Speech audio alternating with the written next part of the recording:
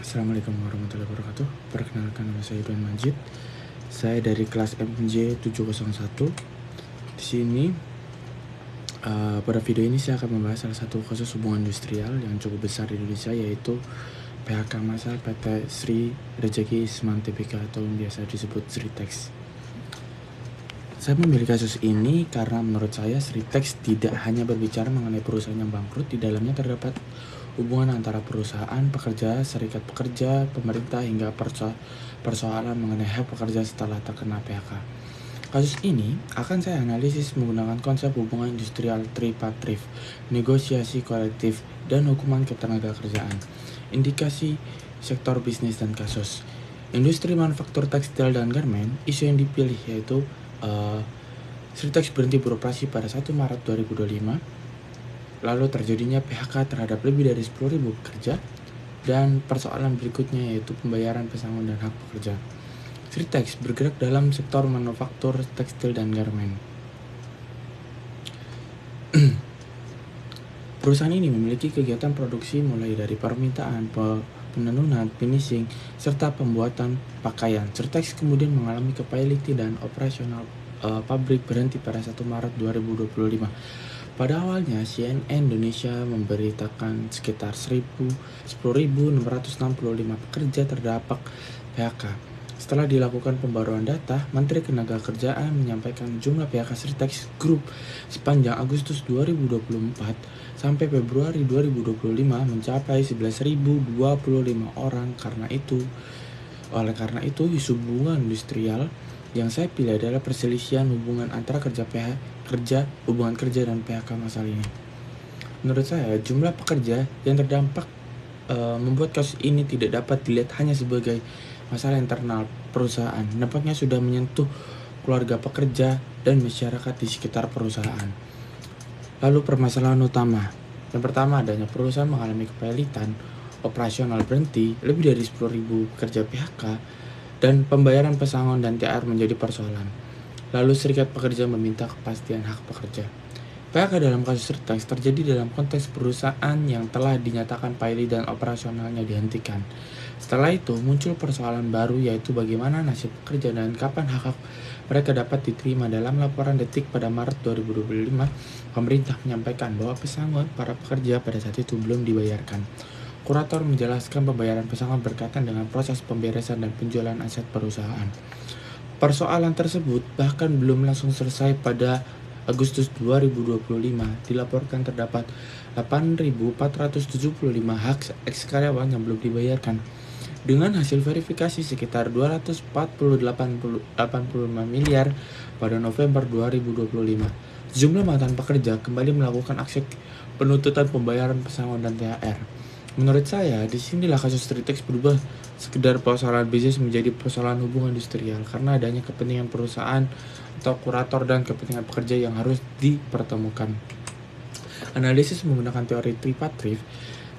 Hubungan industrial tripartit yaitu pertama pengusaha, ya, yang dalam berisi manajemen atau perusahaan, kurator setelah perusahaan pilot, yaitu yang kedua pekerja, karyawan, dan serikat pekerja. Yang ketiga yaitu pemerintah yang berisi Kemenaker, Disnaker, dan juga pemerintah terkait. Kalau dianalisis menggunakan konsep tripartit, terdapat 3 pihak utama, yaitu pengusaha, pekerja, dan pemerintah. Pihak pertama perusahaan atau pengusaha. Dalam kondisi kepailitan, kurator mempunyai peran penting pada proses pemberesan alat berada dalam mekanisme kepailitan. Pihak kedua adalah pekerja, serikat yang mempunyai kepentingan untuk mendapatkan kepastian hak, pesangon, THR, serta peluang pekerja selanjutnya. Serikat pekerja Sritex bahkan membawa persoalan tersebut ke DPR dan meminta hak pekerja segera diselesaikan. Pihak ketiga yaitu pemerintah. Menurut saya, pemerintah tidak seharusnya hanya hadir setelah PHK terjadi. Pemerintah juga mempunyai fungsi sebagai mediator sekaligus menjaga agar proses penyelesaian hak pekerja berjalan sesuai ketentuan. Dalam kasus ini, pemerintah juga berupaya mencari jalan agar mantan pekerja dapat kembali memperoleh pekerjaan pada Maret 2025. Menteri Ketenagakerjaan menyampaikan bahwa terdapat kontrak kerja baru bagi ex-pekerja Sritex dengan investor baru yang berminat melanjutkan aktivitas bisnis. Menurut saya, konsep tripartit penting karena konflik sebesar ini hampir tidak mungkin diselesaikan hanya antara pekerja dan perusahaan. Lalu negosiasi kolektif dan peran serikat pekerja. Fungsi serikat pekerja yaitu mewakili kepentingan pekerja. Yang kedua, memperjuangkan pesangon dan THR.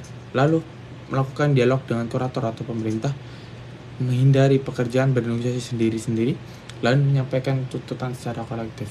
Selanjutnya terdapat konsep negosiatif kolektif atau collective bargaining. Menurut pemahaman saya, negosiasi kolektif berarti pekerja tidak memperjuangkan haknya secara mandiri, tetapi diwakili oleh serikat pekerja. Dalam kasus Ritex, peran tersebut terlihat karena perwakilan serikat pekerja mendatangi DPR dan meminta bantuan agar pembayaran hak pekerja mendapatkan kepastian. Mereka juga berharap investor baru dapat memperkerjakan mereka kembali karena kehilangan pekerjaan. Menurut saya, keberadaan serikat pekerja dalam situasi seperti ini penting. Bayangkan apabila lebih dari 10.000 pekerja harus bernegosiasi sendiri-sendiri, prosesnya akan sulit dan posisi pekerja secara individu juga akan lebih lemah. Dengan serikat pekerja, tuntutan dapat disusun menjadi satu kepentingan bersama. Misalnya kapan pesangon dibayar, bagaimana perhitungan hak pekerja, lalu apakah pekerja lama mendapatkan prioritas ketika ada investor baru. Menurut saya, negosiasi yang sehat bukan karena pekerja harus selalu menang atau berusaha harus selalu mengikuti tuntutan pekerja. Tujuannya adalah mencari penyelesaian yang mungkin bisa dilakukan tanpa menghilangkan hak dasar pekerja tersebut. Analisis berdasarkan hukum ketenagakerjaan, yaitu dasar hukum Undang-Undang Nomor 2 Tahun 2004 tentang penyelesaian perselisihan hubungan industrial, yaitu PP Nomor 35 Tahun 2021 tentang PHK, dan juga hak pekerja tetap harus diselesaikan walaupun perusahaan mengalami kepailitan. Dari sisi hukum, persoalan hubungan industrial tidak seharusnya diselesaikan hanya dengan aksi maupun keputusan sepihak. Undang-Undang Nomor 2 Tahun 2004 tentang penyelesaian perselisihan hubungan industrial mengatur mekanisme penyelesaian perselisihan hubungan industrial. Salah satu prinsipnya adalah perselisihan terlebih dahulu diupayakan melalui perundingan bipartit sebelum memasuk ke mekanisme penyelesaian berikutnya seperti mediasi. Untuk PHK, karena perusahaan pilot PP nomor 35 tahun 2021 pasal 47 mengatur hak pekerja berupa uang pesangon sebesar 0,5 kali ketentuan pesangon, uang penghargaan masa kerja sebesar 1 kali ketentuan, serta uang pengganti hak sesuai ketentuan yang berlaku. Jadi menurut saya, status perusahaan yang pilot bukan berarti hubungan dengan pekerja selesai begitu saja. Memang kondisi kepilotan membuat pembayaran lebih rumit karena perusahaan mempunyai berbagai kewajiban kepada kreditur. Kurator Ritex sendiri menyatakan pekerja termasuk kreditur preference. Pembayaran pesangon dilakukan oleh aset pilot penjual. Dampak terhadap bisnis pekerja dan masyarakat. Pada bisnis yaitu produksi berhenti, hubungan dan pengadaan eksploiter terganggu, dan juga rusaknya reputasi perusahaan terdampak.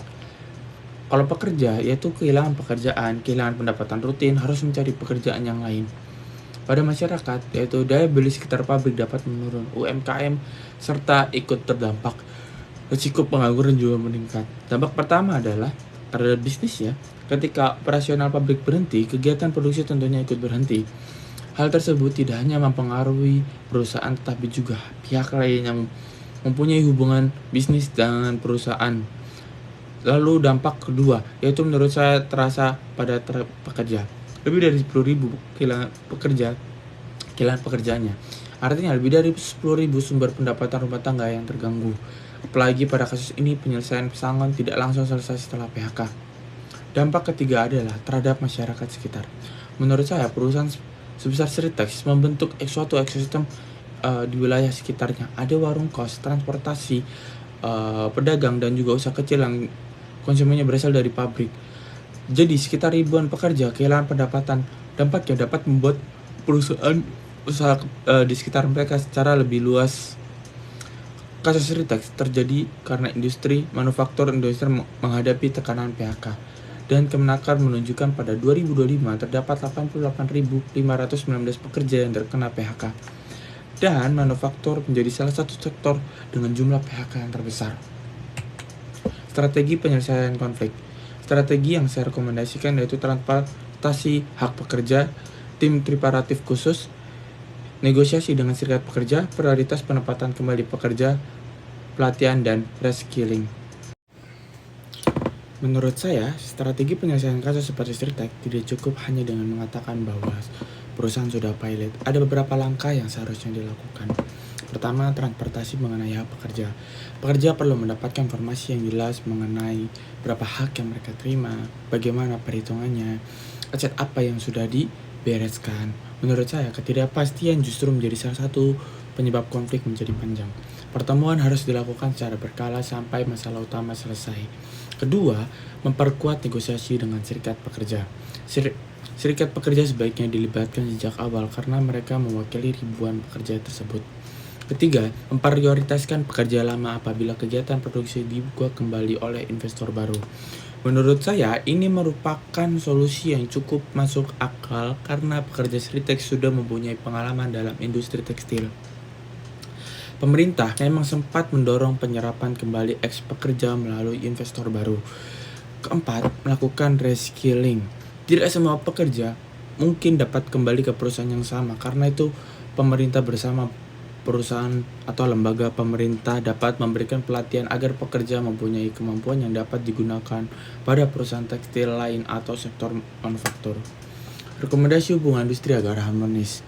Perusahaan harus memiliki forum komunikasi pekerja, manajemennya, yaitu terus keterbukaan kondisi perusahaan, serikat pekerja yang dilibatkan, mekanisme pengaduan, dan juga early warning ketika perusahaan mengalami masalah. Menurut saya, ada pelajaran penting dari kasus Sritex.